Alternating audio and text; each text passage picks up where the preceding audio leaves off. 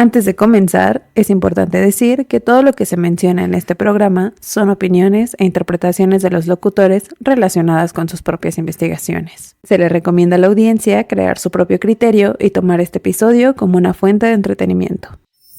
Bienvenidos y bienvenidas sean todos y todas ustedes al Gabinete de las Bestias Ocultas.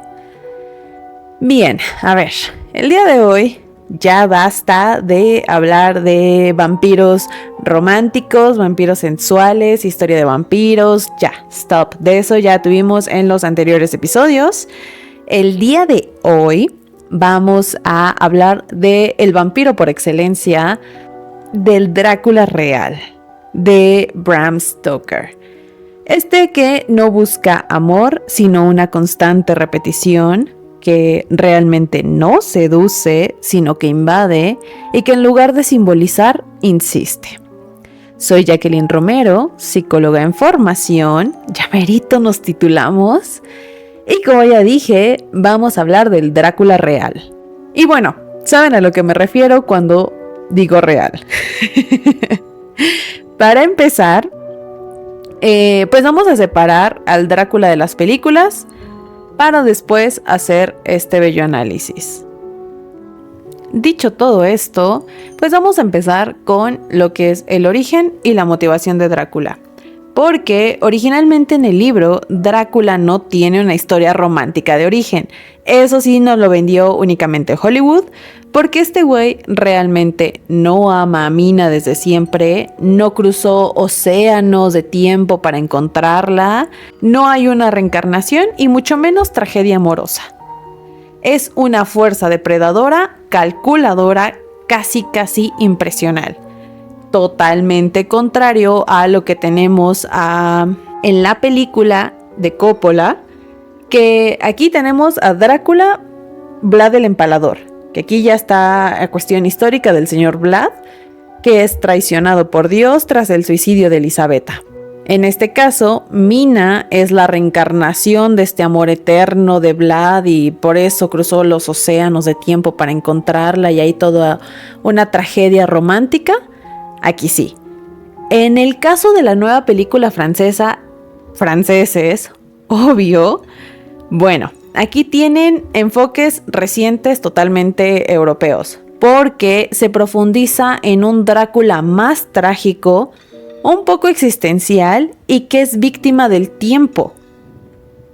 Aquí no es tanto un monstruo, un vampiro, un güey traicionado por Dios y mucho menos un depredador. Aquí es un ser existencial que es víctima del tiempo.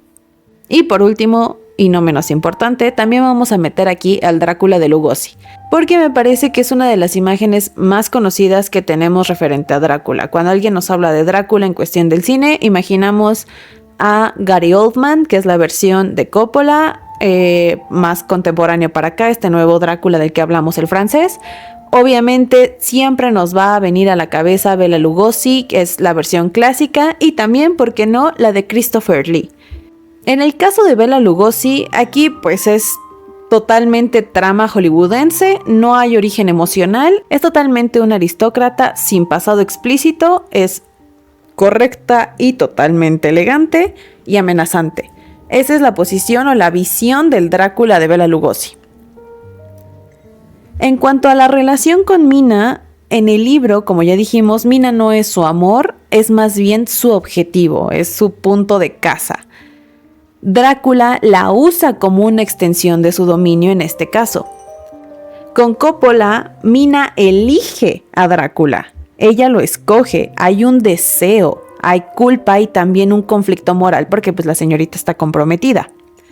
En el caso de la película francesa, Mina suele ser una figura un poquito más ambigua. Ella es fascinada y atraída a lo prohibido. Y en el caso de la película de Lugosi, aquí tiene un papel más pasivo y pues es víctima clásica del cine de terror temprano. Estamos hablando de 1920 y tantos, no es cierto, sí, como 20 y tantos o 30 y tantos. 31 para ser exacto. Ahora, en cuestión sexualidad, tienen para mayor referencia el episodio pasado, pero haciendo comparaciones, En el libro de Bram Stoker, la sexualidad, que es algo que venimos hablando desde el episodio de Nosferatu del año pasado, es sugerida y reprimida. No es explícita, sino codificada por la moral de la época victoriana. No es tenerle miedo a algo visual o que podemos tocar, sino el horror está en lo que no se dice, en lo que se reprime. Pasando a las películas, con Coppola tenemos erotismo bastante explícito, ahí sí ya, o sea, no, pero se entiende que sí, el erotismo es explícito, es fluido y hasta cierto punto es excesivo. Para lo que se quiere dar en contexto en la película, aquí no nos persinamos, ¿eh? Como ya lo hemos dicho, el vampiro sí es un símbolo sexual. En este caso de la película de Coppola es total. En la nueva versión francesa es un erotismo un poco más introspectivo que está ligado al vacío. Y también hacia la soledad y la decadencia de este Drácula. Es que sí se me hizo como un Drácula muy existencial en este caso. O sea, no estamos acostumbrados a verlo de esta manera, pero bueno, franceses, ¿qué más podemos decir? Y obvio, en el de Lugosi, porque en 1931, el erotismo es totalmente simbólico. Aquí se va a observar únicamente desde, pues, válgame la redundancia por haber dicho observar, pero se va a ver desde las miradas, esta imagen de esta mirada hipnótica que tiene, que de hecho es algo muy peculiar en Bela Lugosi, la voz, que para eso también trabajó un montón, y los gestos. Aquí sí hay una censura muy estricta, pero de hecho me acabo de acordar que hicimos un episodio específico y muy especial sobre Bela Lugosi, que bueno, pues también Bela Lugosi él sí es el vampiro trágico, él sí es una tragedia por todo lo que vivió después de Drácula. Este hombre trabajó un montón en su voz y de hecho por su voz fue que fue escogido para protagonizar este papel. Y obviamente, como ya mencionamos, su preciosa mirada. Agarrando justo esta parte de lo visual,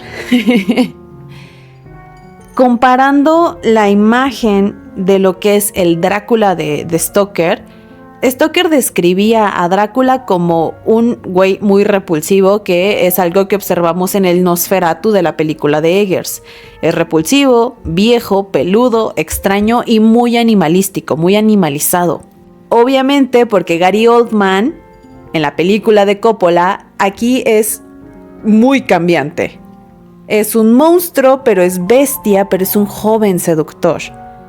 Sí se tiene la idea de que pues es el vampiro que mata, este güey que se transforma, pero pues al final es Gary Oldman y tenemos a un güey que es guapo y seductor.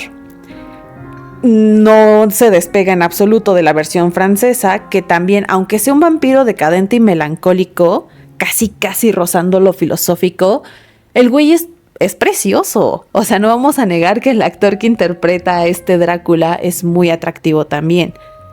No roza ni tantito la parte de este ser extraño animalístico. Y pues, obvio, en el caso de Lugosi, esta imagen era pues, todavía más diferente. Era elegante, refinado, hipnótico. Es que Lugosi era muy teatral. Por eso insisto mucho en la mirada de Lugosi, porque fue lo que cautivó demasiado en que él obtuviera ese papel. Ya para comparar la parte de la muerte, Drácula muere sin redención, se muere rapidito y es casi anticlimático. Tan se acabó. En Coppola, porque Hollywood again, pues tenemos muerte redentora, amorosa, ay, drama. Casi cristiano. Y pues la francesa es ambiguo y existencial. En algún momento me gustaría volver a tomar el tema del existencialismo y tal vez incorporar un poquito de este Drácula, pero no desde el vampiro, sino pues justo desde esta parte existencial del personaje. Ya iremos hacia eso en el futuro. Y en Lugosi pues es una muerte funcional, porque pues parte del guión, chido, no hay cargas emocionales, no hay cuestiones redentoras, no hay nada, o sea, solo se muere y punto. Todas estas diferencias del Drácula literario y todas sus versiones cinematográficas, digo, aquí nada más metimos 3, porque son las más conocidas, porque son las que pues más referencia dan a nuestra cabeza cuando alguien menciona Drácula, porque hay un chingo de Drácula en el mundo. Creo que por ahí también hubo una versión de Peter Cushing. Entonces, sí, hay un montón, o sea, Blácula, por amor de horror. Pero todas estas diferencias no son solo licencias creativas y ya, ¿no?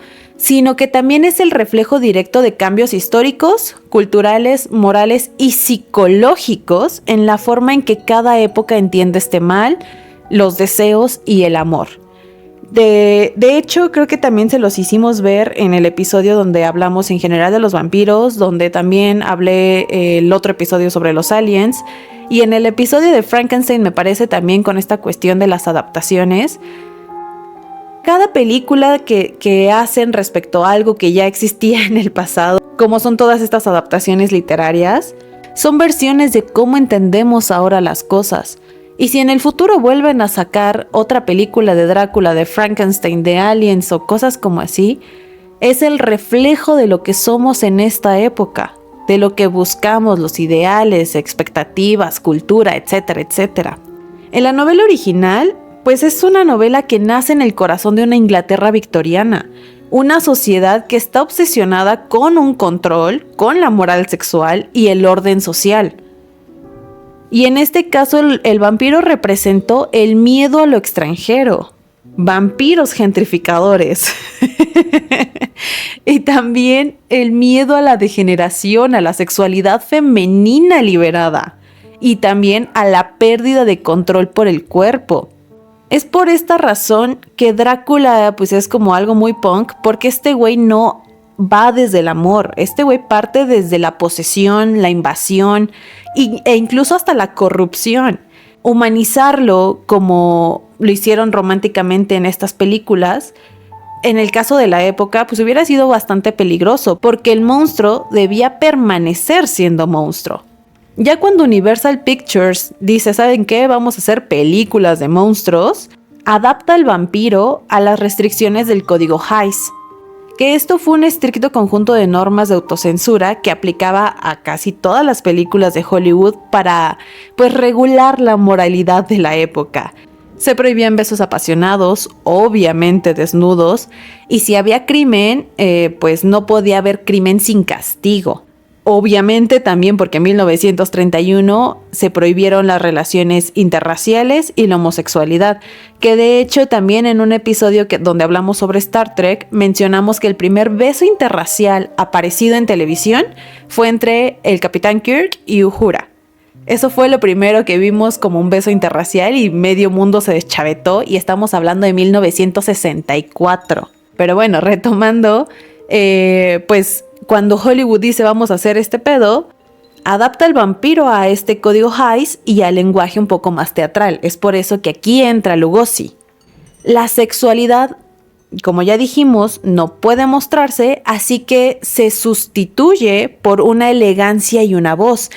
Este porte tan presente, la mirada hipnótica, la voz de este señor. Esta versión de Drácula no necesitó explicar un pasado, porque ya había una presencia hipnótica casi abstracta. Aquí el miedo no es moral, sino visual y un poco más performativo. Pero el quiebre de esto llega con pues el señor Coppola en el 92, que ya es casi a finales del siglo XX.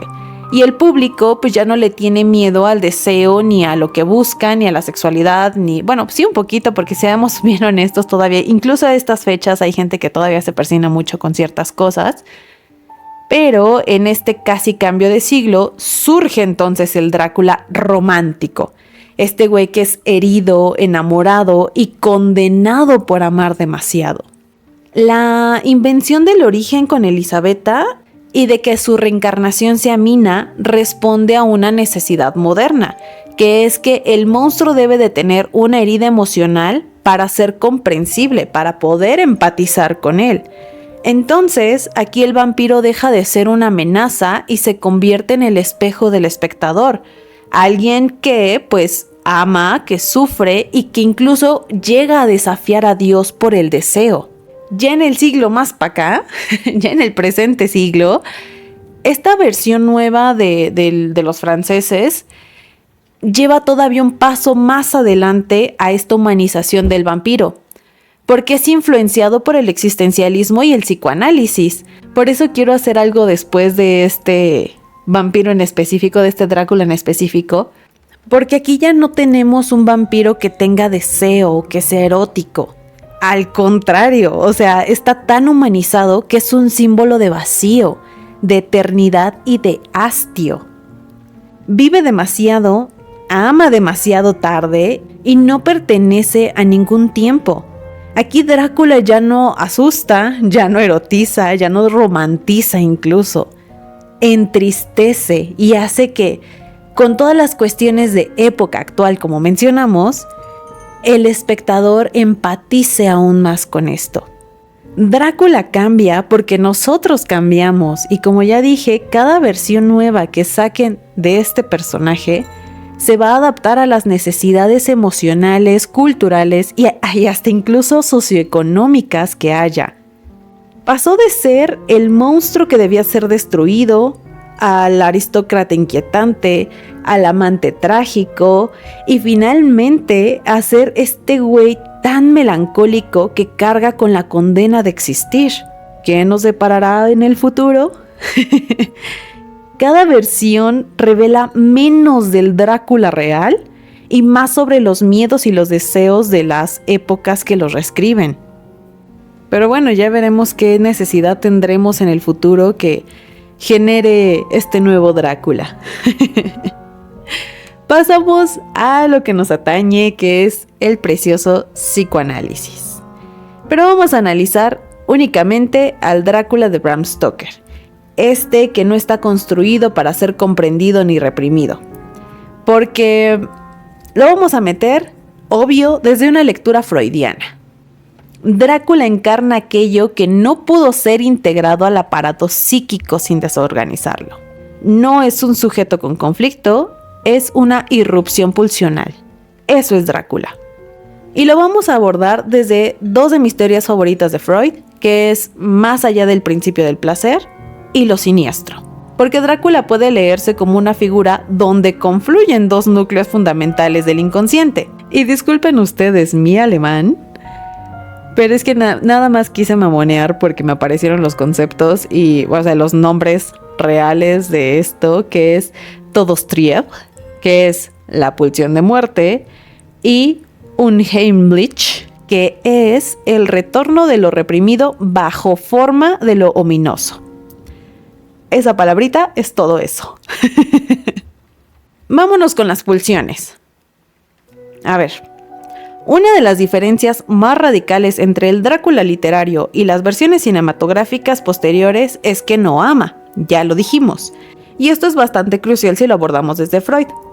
Porque el amor, incluso el más patológico, implica un desplazamiento, una sublimación o una ligadura de la pulsión. Y definitivamente Drácula no liga, este güey absorbe. Su relación con los cuerpos no pasa por el deseo en sentido erótico, sino más bien como por una lógica pulsional primaria que, pues, cercana a lo que Freud describe como un estadio previo a la constitución del objeto. En el libro no hay un cortejo, no hay ambivalencia y muchísimo menos hay culpa. Drácula se relaciona con el otro como la pulsión se relaciona con el cuerpo. Es únicamente para descargar y no para vincular. Punto. En este sentido, es una forma que opera más allá del principio del placer. No busca un placer compartido, sino una repetición. Morder, infectar y multiplicarse. En Lo retorno de lo reprimido, Freud explica que lo siniestro no es lo desconocido, sino lo demasiado conocido que retorna, pero retorna pues deformado. Drácula no produce horror no porque sea completamente otro, sino porque pues revela algo más íntimo y reprimido. Los vampiros tienen un espacio para descansar, entran en casas, tocan el cuello, que es una zona íntima y muy vulnerable, y altera el cuerpo desde adentro. No invade como un enemigo externo, sino que se instala como una presencia interna, exactamente como lo reprimido en la psique. Justo Drácula es siniestro porque no mata del todo, consume nada más, pero no mata, no deja ir y tampoco permite elaborar una pérdida. El muerto que no se va es una de las formas más claras del retorno de lo reprimido, porque niega el trabajo del duelo. No hay una elaboración del dolor, no hay por qué sufrir, porque de alguna forma sigue estando ahí, o sea, está muerto, pero ahí está. Entonces no acepta la separación radical entre la vida y la muerte.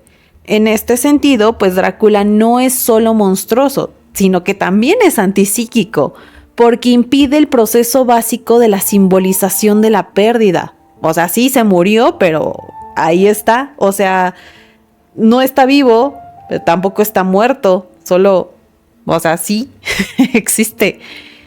Además, Freud insistió que gran parte de la neurosis cultural se organiza alrededor del control de la sexualidad femenina. Y Drácula ataca desde ahí. Ya lo hemos venido hablando todo el tiempo. Ya lo hemos venido hablando desde el episodio del año pasado de Nosferatu. Represión sexual. Y escandalización porque una mujer sea libre en su sexualidad.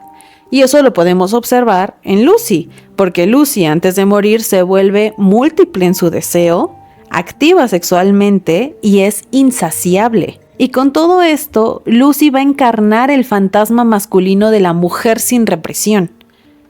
Aquella que desea sin límite y por ello resulta intolerable para los hombres. No es casual que su destrucción sea ritualizada, que sea muy violenta, por cierto, y aparte de todo es colectiva, o sea, la matan un chingo de cabrones. La estaca, la penetración, la sangre, vigilancia masculina, o sea, güey, va un chingo de cosas ahí. Pero Mina debe de ser salvada, porque es contenida, porque debe de ser devuelta al orden simbólico. La diferencia entre ellas dos no es moral, es una cuestión de estructura. Lucy cae completamente en la lógica pulsional de Drácula, pero Mina aún puede ser rescatada, digámoslo entre comillas, para el sistema.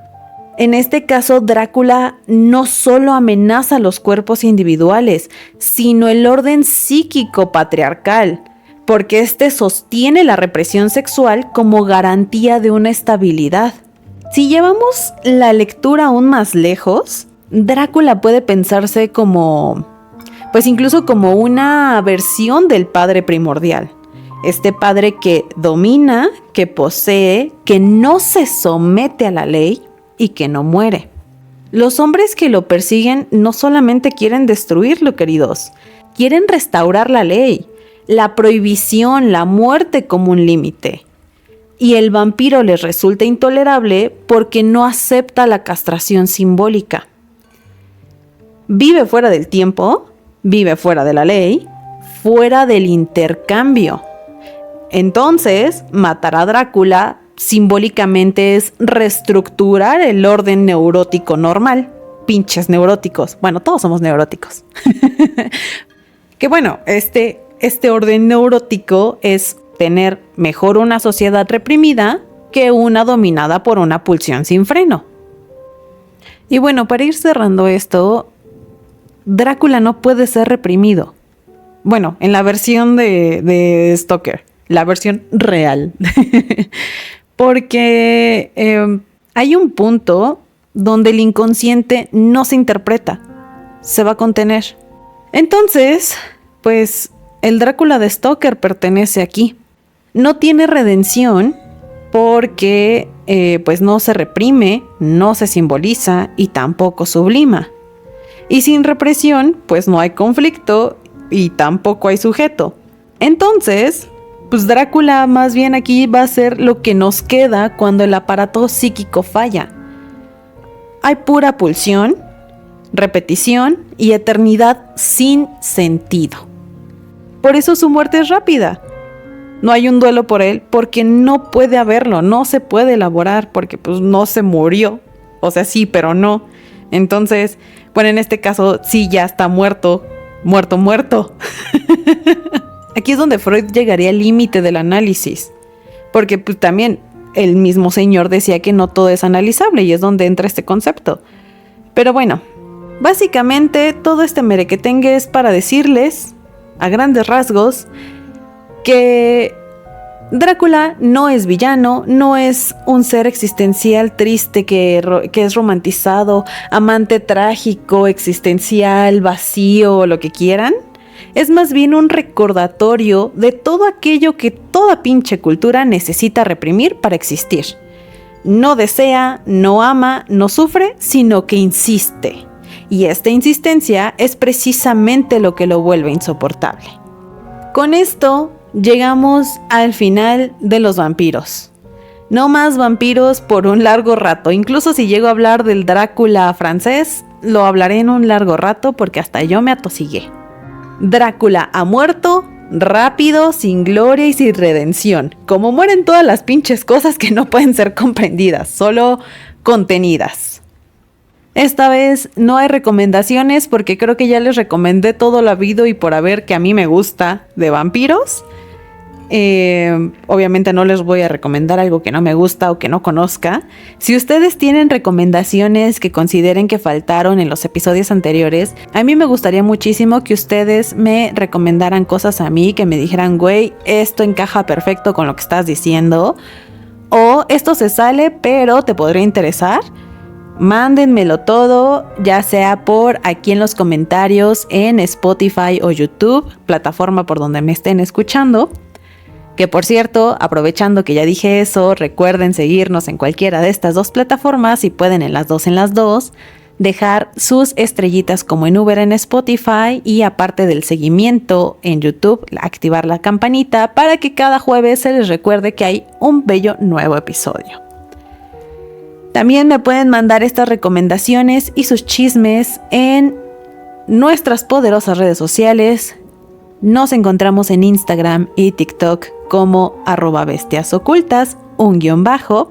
Y si me quieren compartir de manera directa y ya más personal sus chismes, sus recomendaciones, etcétera, etcétera, a mí me encuentran en Instagram como _Jack Romero. El Jack se escribe JACQ.